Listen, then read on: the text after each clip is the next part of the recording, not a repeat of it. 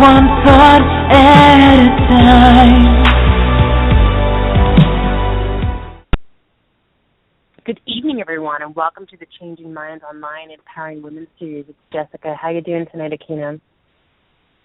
I'm great. How about you, Jessica? I'm doing awesome, thank you. It is an absolutely gorgeous weather we're having, early spring here in New Jersey, and I'm so grateful for this amazing weather. How's it doing down there? Is it nice and warm for you guys, too, down in Nashville? Oh, yes. It's beautiful here as well. Awesome. Well, it seems like all around there's been a lot of amazing things happening. And we have a really great guest on our call tonight. We are super excited to have her on the call. When I first started about my journey of personal development, one of the first questions I was asked in the very first workshop I ever attended was, what is the legacy that you want to leave behind?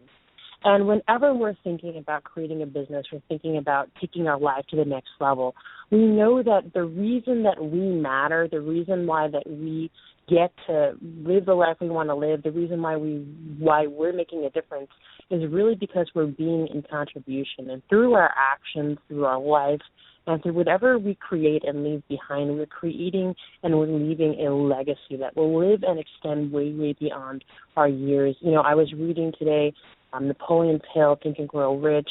I was reading a little bit of Dale Carnegie, How to Win Friends and Influence People. These are people who, even though they're no longer with us, they're still affecting us every day because they've created a legacy. And oftentimes we think about the fact that it's only great historians that are creating a legacy, but it's just not true. Every one of us can create a legacy and does create a legacy. And tonight we have an expert on the call on how to really leave a legacy in a really powerful way. I mean, if something happened, God forbid, Akina, to one of us, we know that we've authored books, we've authored ebooks, we have courses, we have workshops, we have videos, we have all of the content, all of these podcasts that we can leave behind. You know, these are our message to the world, and for even for future generations will know and hear what we have to say. And we think it's important that everyone has that opportunity to give the gift to the world of what their voice is and what they have to say and what they think. And it's something that's really wonderful to pass down. And with technology, it's made it easier than ever to be able to do that. And that's why it was really exciting to bring on the call tonight someone who is really powerful in teaching us how we can leave our legacy behind. This person is an expert in sharing legacy through writing. She's the founder of Legacy the Lotus, and she's authored 3 books, Manifesting in High Heels, Mother Dreams and Success, and Her Story.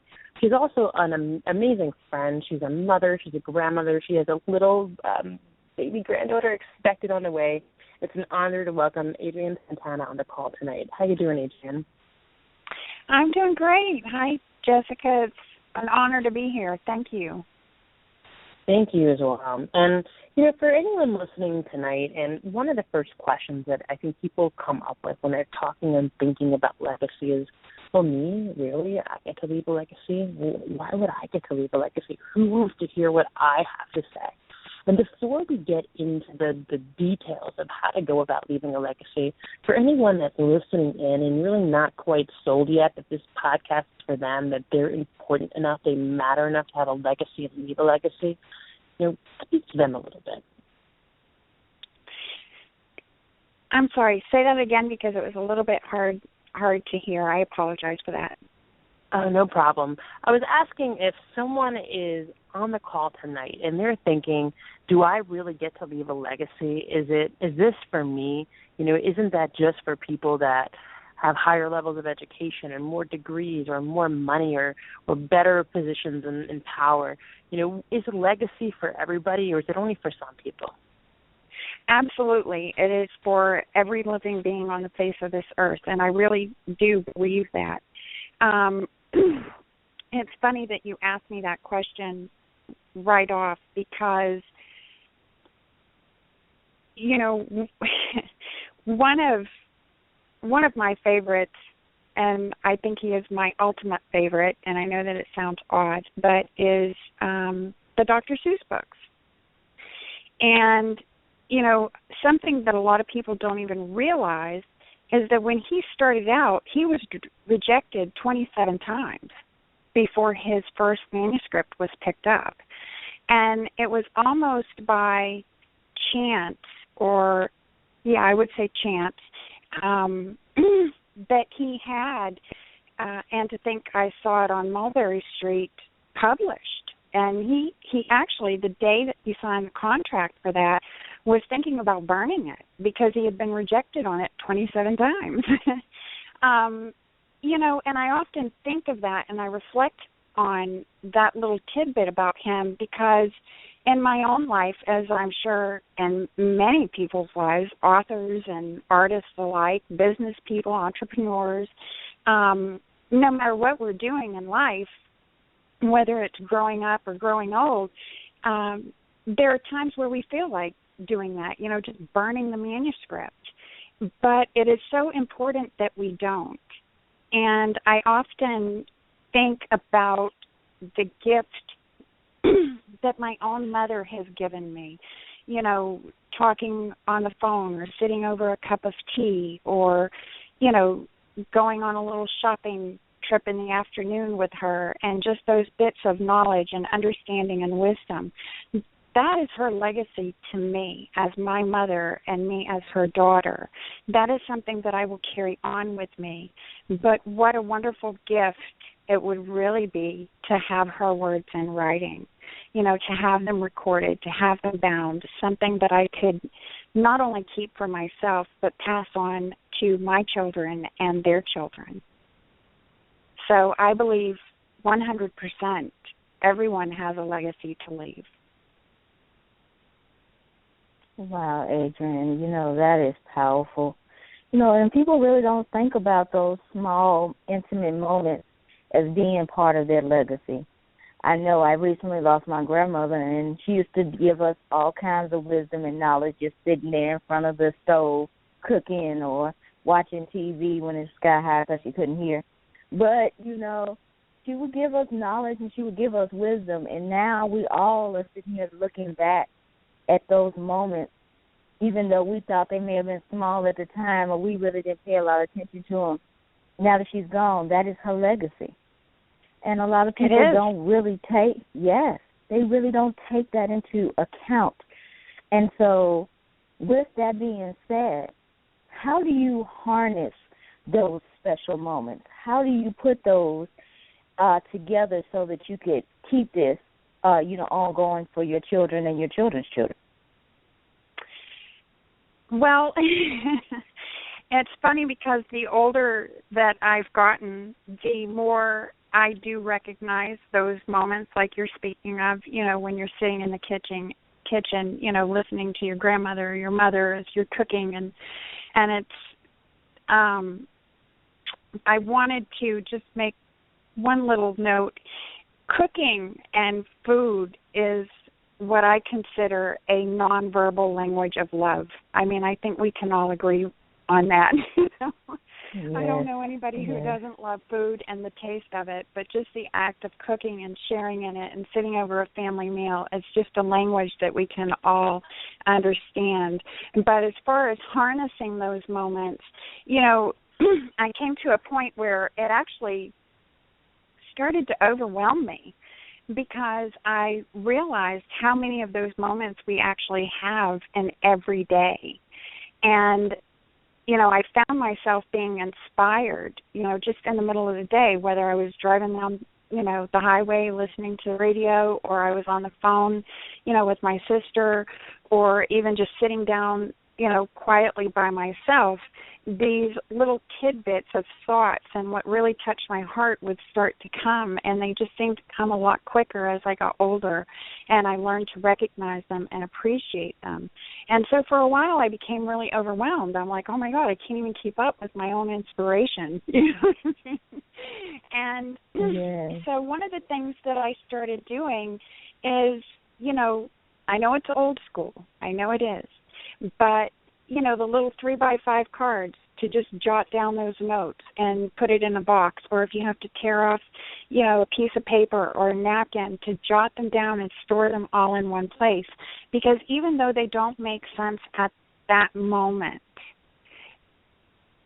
they will in the future. You can build them, or build upon them, or even bring them together to tell their own story.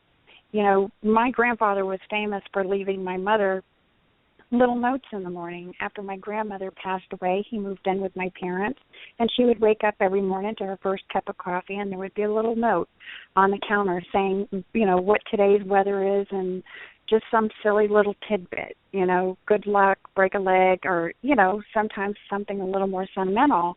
And she saved a lot of those. I think she saved, once she started realizing what was happening, she saved pretty much all of them. And she's been able to sift through them and keep the ones that have meant the most. And for me and what I do, that's an ultimate gift. But that's one of the ways of harnessing that. That's one of the ways of keeping it so that you don't lose it and that you do have it to put together. Because sometimes when those inspirations are coming to us, it can be hard to build on them at that time. Sometimes we have to go back and revisit it to where we can, really give it shape and form in a compelling way. I love how you're talking about that. And, all three of us are published authors, and it's easy for people to think, okay, well, I can't write a book, or I don't have a message, I don't have a story, and therefore I can't really leave that legacy in behind, specifically in writing.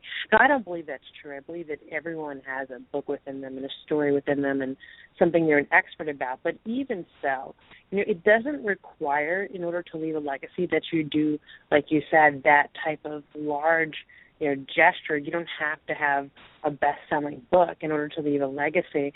Sometimes it's those small things that mean the most to us. For me, I've received handwritten note cards from friends, from family members, and even just now having, moved into my grandmother's house after she passed away and having been very close with her, I still take out these cards that she gave me, and it's, for me, it's emotional. It's wonderful to read them. I remember her by them. And it's interesting you spoke about food. I remember when my grandmother was when she started to get sick, and we used to cook together. And when one day I had with her, and I said, Grandma, can you give me this recipe? And it was to rice pie that she was making. And she had, said, well, I'll tell you what's in it and write it down. I said, no, I want to have it in your handwriting. And she did. She wrote it out for me, and I still have it, and I still remember those moments, and still when I miss her, I can take it out, and I can still know I had something from her by it. But, it's for all of us, writing a note and just letting someone know how much you love them is such a powerful way to leave that behind for them. And it doesn't have to take a long time. It could actually take just a minute. One of the practices I've started recently, and many people who know me know that I often send handwritten note cards to my friends, and I typically don't miss my friends' birthdays. Akina is on the line. She will attest to the fact that since I've met her, she's gotten a handwritten note card a birthday card every year in the mail, a Christmas card, and I send these things out.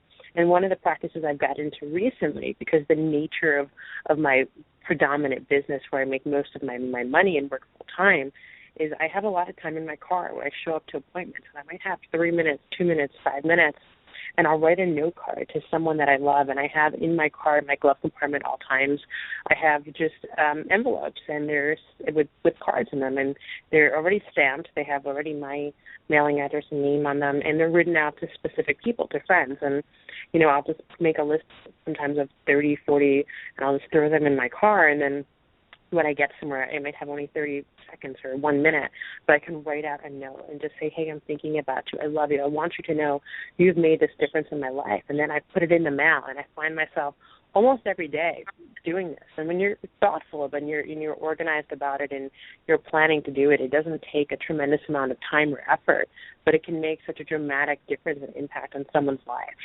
And I really love how you're talking about creating that legacy in those moments, and really it being those small gestures, those small handwritten note cards as a powerful way to do it. When we're thinking about legacy, how do you help coach people? And I know that you are really working with people to teach them how to create a legacy and help them determine what their legacy is that they want to leave behind. How do you help someone determine what their legacy is? Well, the only thing that I can do is really speak from my own experiences, and the knowledge that I've gained over my own life. And what has always worked for me, from the beginning, from the very beginning, and there was a day where I had to sit down and say, when have I found it easiest to write? When have I found that inspiration to flow more freely? When have I found myself becoming at my most and highest motivated self? And because it always seemed to kind of be, to fluctuate and to be random. And I felt like, well, I have to just wait until that moment hits me. And sometimes that moment just never seemed to hit me. And so I found myself sitting there and saying, wait a minute, there has to be a better way, because sometimes maybe that moment isn't just going to hit me for a few months. So I sat down and I really looked at, my experiences with writing. And, even my thought processes, like I said, when that inspiration would flow, and what I was doing and what I was thinking and, what was going on in my life at that moment. And I developed an outline, believe it or not, and it pretty much works and carries me through everything that I do write. And it's an outline a little unconventional because, Roman numeral 1 says, to have a good cry, to reflect and to feel and to ask yourself, what is important and why is it important, to when you're reflecting and feeling over things, think about your struggles and your successes, what the consequences and the sacrifices, the lessons and the benefits. Because really our legacy is what is at the heart of us. It's at the heart of our lives. And it's what gives us that wisdom that we want to share with others. And so I made that like Roman numeral 1. Literally, it says, have a good cry, reflect and feel. And that to me is just the core of it all. The next steps from there, like number 2 would be to let it go. Just don't sit and cry for an hour, or 2. If you feel like it and you have to, then go for it, because I've done that. But, I'm not saying to make it a pity party, so to speak, but to just really get in touch with those emotions and the core of who you are and what your life story is, because that is your legacy. Wow. You are putting this in such a context to where people are like, will be listening to this show and say, wow, I never thought of that as my legacy. I never thought of that as what I'm leaving behind. And, the one thing that I've noticed, especially when we were talking about our grandmothers and mothers and how people used to just leave things for us, we don't leave anything for our children. Everything is so microwave today. We don't sit down and tell the story about our history. We don't sit there and tell the stories about what's going on and what went on in our family. We don't sit around and just have conversations to let people know what's going on in our lives. We don't do that connecting anymore. Everything is just so fast-paced. And that's when that legacy is really missed. It's a lot of times when people are like, oh, I wish I would have had more time to learn more about this person. But they're gone. Mm-hmm. So, when you are, and since we're going on this path, I just want to know from you, Adrienne. We are both co-authors of Motherhood, Dreams, and Success. And I say that because a lot of people read my chapter and they said, wow, that explains so much about you. Yeah. Wow, I want to know more. And that really started me to thinking, wow, maybe I'm not giving enough of my legacy. Maybe I'm not telling people about what I do. Maybe I have people wondering so much. So if you are that person that is like hit with something like that, such as myself, what are the first steps to start getting that legacy out now? Well, the first step is, for me, and I'm sure all of us, like Jessica said, we're all authors. We've all been published. And for me, the first step is just getting it down. I really tell people don't worry, so much about the rules of writing. The rules of writing are meant to be learned so that they can be learned how to be broken, Right. So I tell them, don't worry so much about that. Get it down, and then get into the heart of, I don't even like using the word perfecting it, but, helping it take form, in a creative but coherent, harmonious way. I believe that there are four pieces to every piece of writing, or four elements. It needs to be creative, so that we can catch people's attention. Coherent, it has to have balance and harmony and flow from one sentence and one paragraph to the next.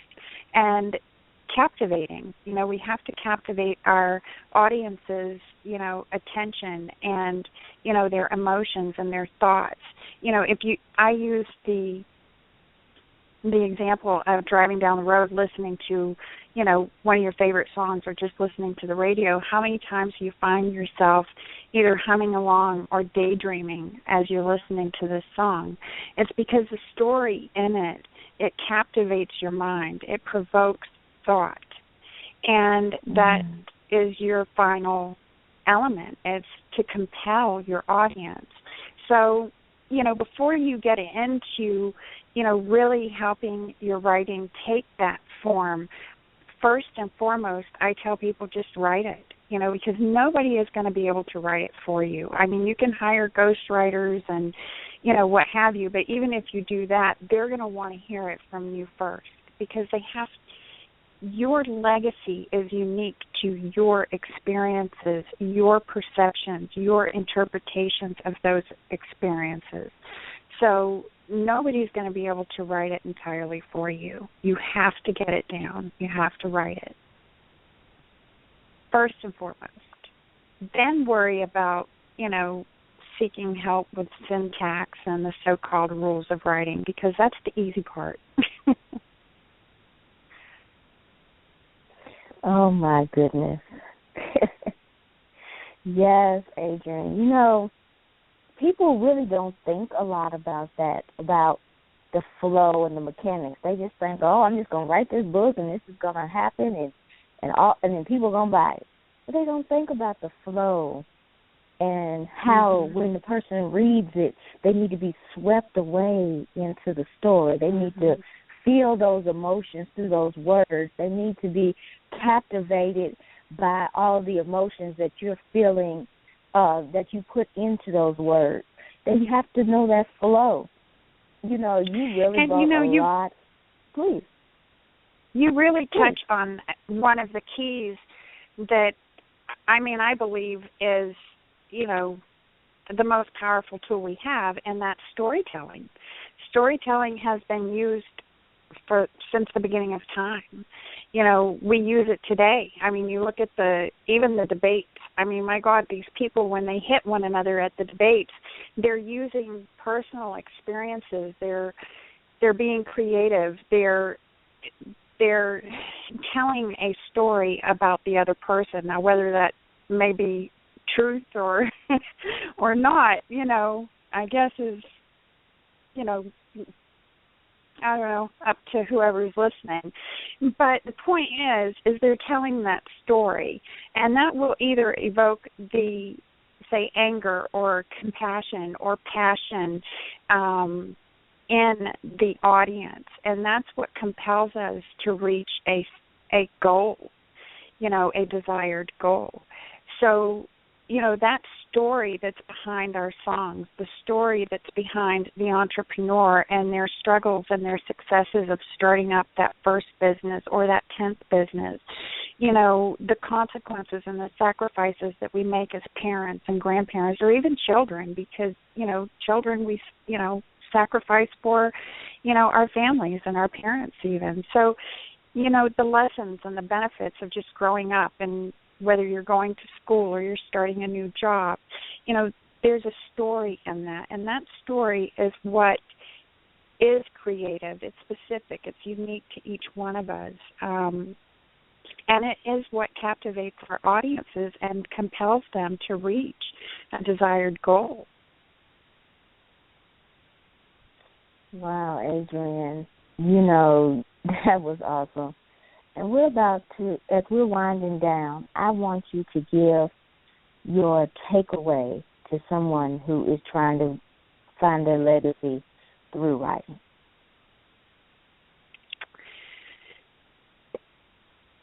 My takeaway to someone trying to find it. Well, I believe that we all know what our legacy is. Now, sometimes we may be afraid of that, whether it be, afraid of what people are going to think or say or do. And that reminds me of Pat Conroy, who we just lost, sadly, because he was an author that I really felt like I could relate to because he had a poor upbringing or, a not-so-pleasant upbringing. And one of the things that he said was that one of the greatest gifts that you can get as a writer is to be born into an unhappy family. And, I imagine and I know for myself that sometimes diving into that isn't the most pleasant of things. It brings up feelings that, we don't really like to experience. So I say that we all know our legacies. It's there. And sometimes it can be a little bit scary. Sometimes we may hesitate because we just don't know what the reaction is going to be around us, or even what our own personal reaction is going to be. And I would just say, never mind them.